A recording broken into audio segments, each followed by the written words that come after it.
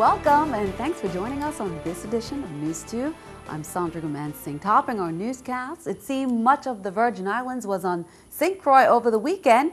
The Big Island held its acclaimed annual Agriculture and Food Festival, where the territory's farmers were center stage. News 2's April Knight brings back the sights and sounds of the St. Croix AgriFest 2015.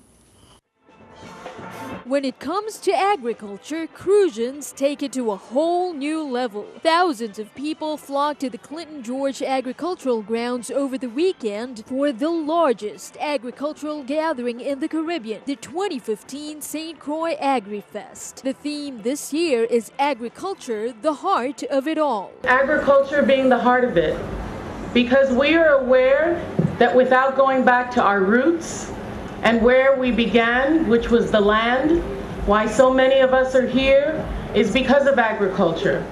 And it is that that will sustain us and help us grow. The variety of products on display was mind-boggling, but food was easily the most popular. Vendors set up shop along the streets and inside this huge pavilion that was always packed with customers. The livestock displays were a hit with the young ones too, and local musicians and bands provided the soundtrack for the festivities.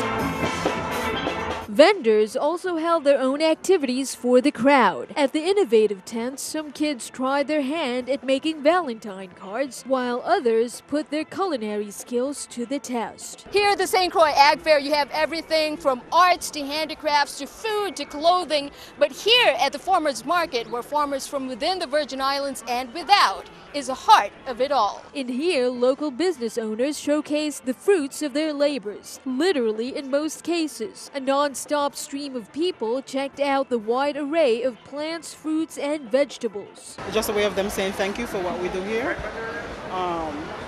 But for me, this award is just saying that what we do is important and that we need to do more. And that we're not quite there yet. We have a long way to go. It was a weekend of fun and frolic, but most of all, a loud message that agriculture could be a much bigger deal in the Virgin Islands. Reporting from St. Croix, I'm April Knight for News 2. Governor Kenneth Mapp, Lieutenant Governor Osbert Potter, and many senators from both districts were also in attendance. Meanwhile, the crop farmer and livestock farmer of the year were also honored on Saturday. Samuel Tyson, who has a small farm in the state Lower Love, was named Crop Farmer of the Year. Tyson owns Raz Sunrise and Daughter Farm, and you can find him or his wife, Violet Drew, selling their produce at the Lorraine Farmers Market. Livestock Farmer of the Year went to Jimmy Nelthrop, who owns A Natural, a farm consisting of more than 150 acres of land on the north side. Nelthrops currently take care of hundreds of sheep as well as chickens, donkeys, dogs, and cats. Congrats to the farmers. After some delay in other news on Sunday, the Virgin Islands Water and Power Authority was finally able to move 2 mega storage tanks for its new propane facility. The 2 tanks have been stored at the container port on St. Croix since July 2014. They arrived on St. Thomas early Saturday morning. WAPA officials explained the cause for the delay in moving the tanks on Sunday.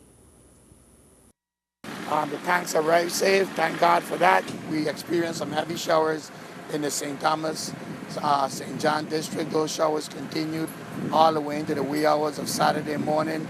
As a result of that, we experienced some severe flooding on the roadway that's part of our route into the plant. Police are investigating the shooting of 18-year-old Tajil Harrigan of Harborview Apartments. Christians said they say the shooting occurred on Sunday, February 15th, around 8:30. 911 emergency call center received notification of shots being discharged in the Concordia area of Frederiksted. Officers say they examined the area but did not find anything unusual. At roughly 7:45 a.m. this morning, a follow-up call was received from a concerned citizen indicating that there was a body in the back of apartment 61 of Concordia Villas. Officers found an unresponsive male with multiple gunshot wounds. EMTs determined no sign of life. Call detectives at 340-712-6075, 911, or Crime Stoppers USVI at 1-800-222-8477. if you have information. Meanwhile, here on St. Thomas at roughly 11:21 p.m., also on Sunday, officers received a call of a shooting in the Berg's home housing community.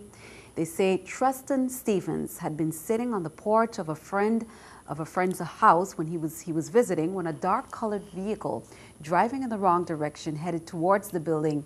Shots were fired from the passenger side window of the vehicle, hitting him several times.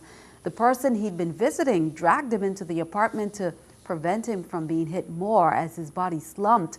According to the reports, he was transported to the Schneider Hospital for treatment of a fractured femur caused by gunshots to his right thigh and buttocks. Please call police or Crime Stoppers if you have any information that can assist in the investigation.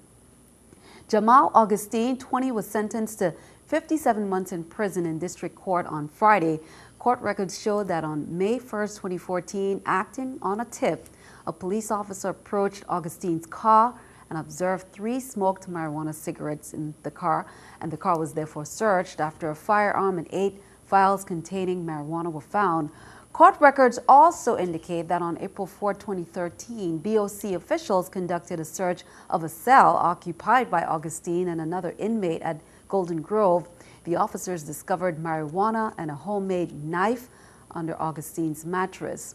Also, Luke Lubrin, 46 years of age, of St. Croix, also pleaded guilty Friday in district court on St. Croix to 1 count of manufacture of marijuana. On June 26, 2014, members of the DEA seized 58 marijuana plants from Lubrin's property that he admitted were his. He faces a maximum sentence of 5 years in prison. Turn our attention overseas. Egyptian television showed warplanes taken off on a mission to strike ISIS targets in Libya Monday. In Libya, smoke rose from one of the areas bombed. The swift retaliation came just hours after ISIS released another video online. It shows men dressed in black walking 21 Egyptian hostages on a beach. They're forced to kneel down and then it appears they're beheaded. The Egyptians had traveled to neighboring Libya for work. ISIS kidnapped them in December and January. In their Egyptian village, relatives cried and prayed, devastated by the killings. Egypt called for international intervention against ISIS in Libya. Keeping our eye on the economy, Wall Street pushed higher last week as oil prices recovered and the Dow traded above the 18,000 mark. At the close of business, the Dow added nearly 47, the Nasdaq gained 36. Here's a look at the New York stock market watch. The Dow, Nasdaq, S&P all up. The Dow 46, Nasdaq 36, S&P 8. Coming up on News 2, today was a holiday for many. President's Day is a day set aside to take a look back at some of the presidents, their influence, and some of their history-making moments. More coming up next.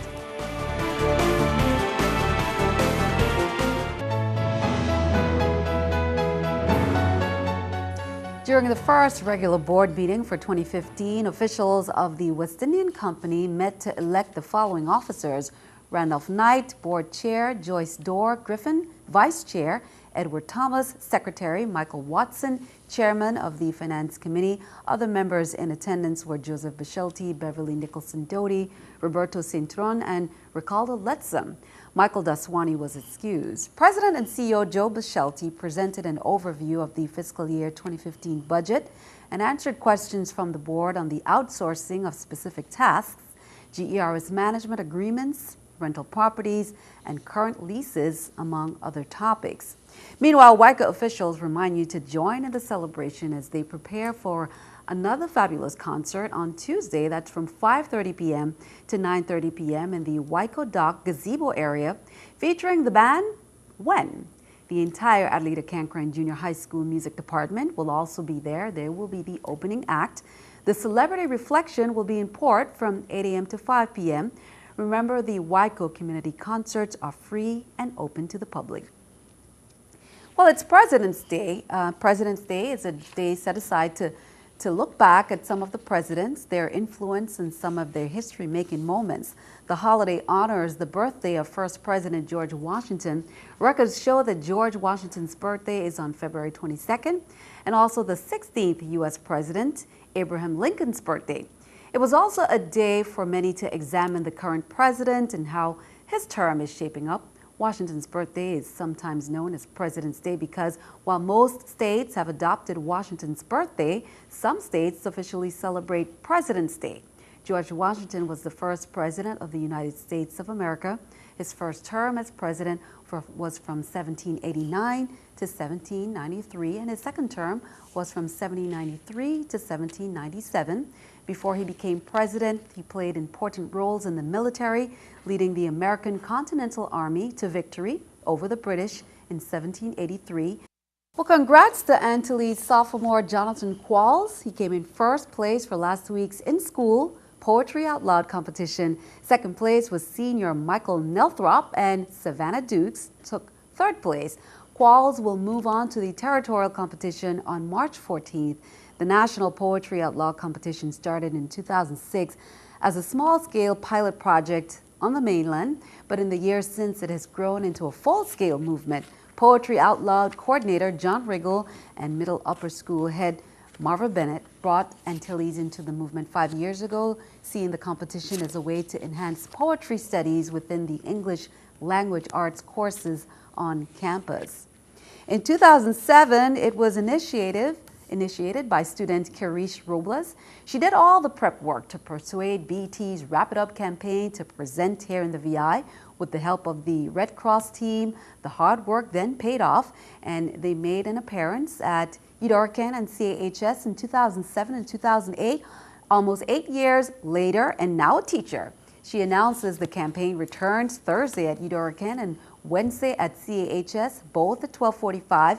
Guest panelists include comedian Joe Clare, a celebrity music artist, local health officials, and VI's very own Kay Victoria.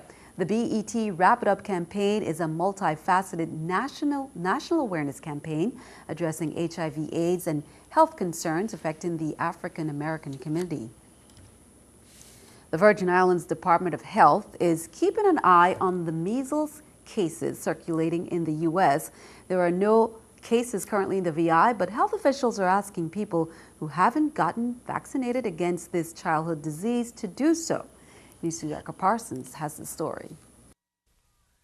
Measles are back in the U.S. again, and health officials across the nation and locally are worried. It is a concern. There have been, just in 2015, 121 cases in the U.S. in 17 states. Dr. Esther Ellis says most of the cases are occurring in people who haven't been vaccinated against the highly contagious disease. If as much of our population that can get vaccinated does, it will provide what's called herd immunity to the vulnerable population, our infants. Measles was eradicated from the U.S. in 2000, but with more people choosing not to vaccinate their children and an increase in travel to places where measles still exist, cases have resurfaced.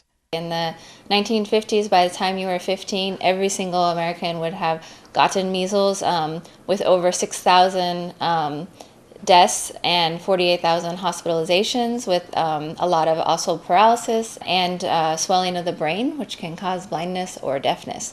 So measles is very serious. Health officials say statistics show 50% of the territory's children aren't vaccinated, and that's a trend they want to reverse. Most children get it when they're between 12 months and 15 months of age, and you actually need 2 doses. So the first dose will protect you about 93% of the time against a measles exposure, and the second, after getting the second dose, you'll be 98% protected. The Department of Health has notified all providers that there is the possibility that a case might arise. This is a risk, and the signs and symptoms to look for measles, which is high fever, cough, runny nose, sore red eyes, and a very distinctive rash. Erica Parsons, News 2. Health officials say symptoms generally appear 7 to 10 days after someone has been infected by measles. Well, the Coast Guard advises swimmers and boaters to exercise caution throughout the weekend and for a few days at beaches in Puerto Rico and the U.S. Virgin Islands due to the continued high surf and dangerous riptides impacting the northern region. A rip current is a powerful channel of water that flows quickly away from shore. They often occur at low spots or breaks in the sandbar. Any object or person caught in a rip current can be pulled out into deeper seas. The way to escape a rip current is to swim parallel to the shore. Be sure to stick around. Your News 2 AccuWeather forecast is coming up next.